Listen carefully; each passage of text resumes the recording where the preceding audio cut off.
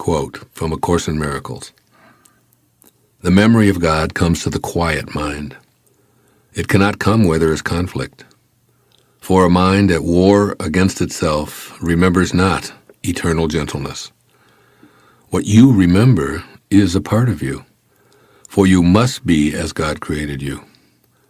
Let all this madness be undone for you, and turn in peace to the remembrance of God, still shining in your quiet mind. It's about remembering our origination.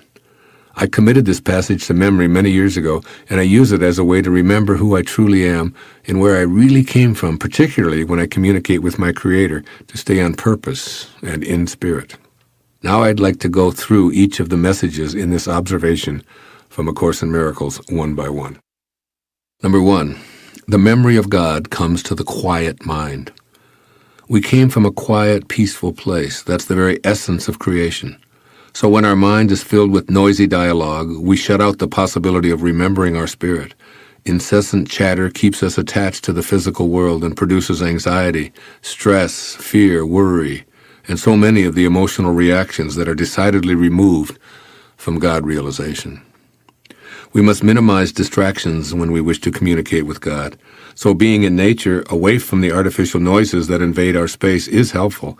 But the most important thing to consider is how to keep our mind free from the dizzying, bewildering cascade of thoughts flowing through our head from morning till night, and even on into our dream state. It's been estimated that we have something like 60,000 separate thoughts every day.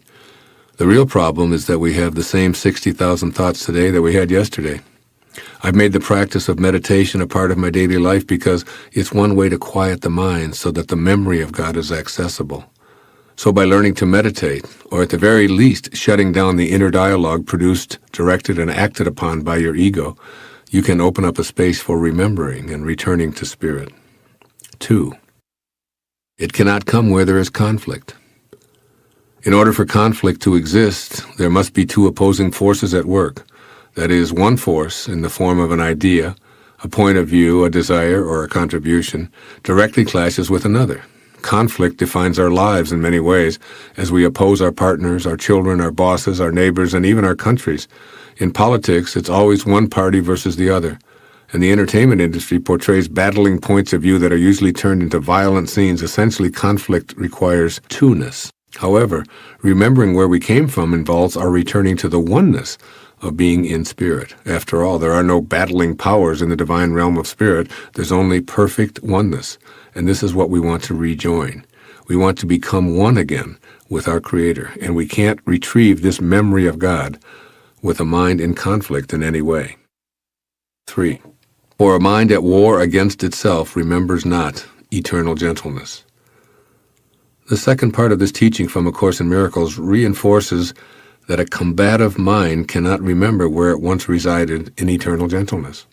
Obviously, you can't wage war and simultaneously focus on peace and gentleness, and it is eternal gentleness that you want to remember and rejoin.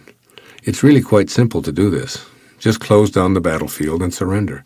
Remove all of the artillery, send the soldiers home, and replace the instruments of war in your mind with thoughts of peace, tranquility, and surrender.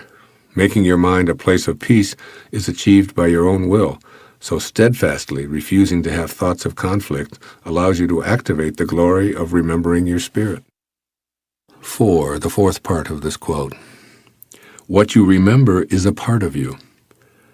Every memory I have is me. What a glorious feeling it is to know this.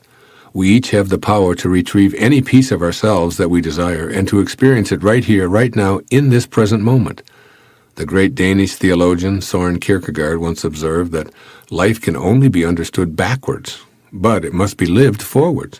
In other words, if we can't go back and remember the spiritual bliss that defined us before the beginning, we've really abandoned a part of ourselves.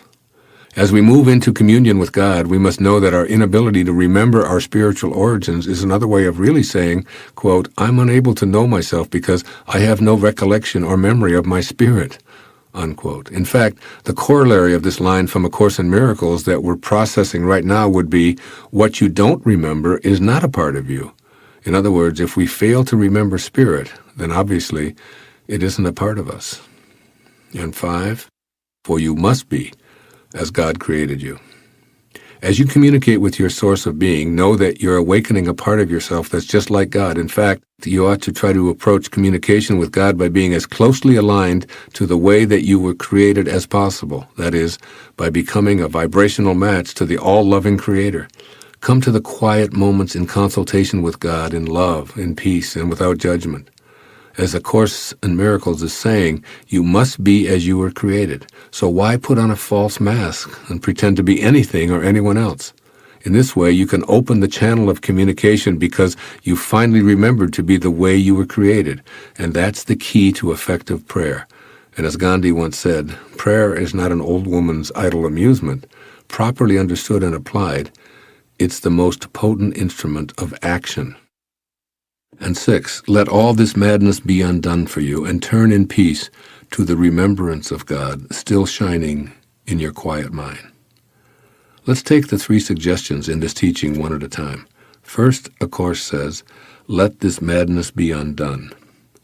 The madness here is that of living in a state of conflict. In other words, we must make an attempt to transcend the dichotomies of our life because the division creates so much suffering and keeps us from living an inspired life. I remember a Ram Dass lecture in which he said, I firmly come to the conclusion that there are no thems for me anymore. I can't be told who to hate, who to fight, who to subdue.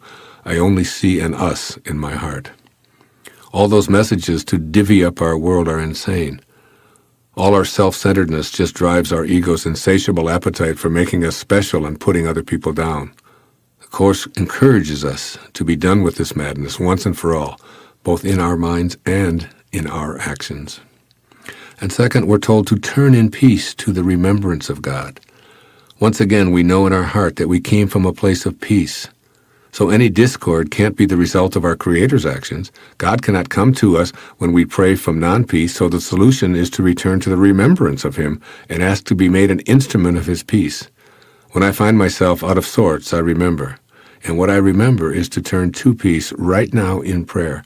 I become peace rather than anguish, and I feel the calmness I long for come over me like a wave of pleasurable relief.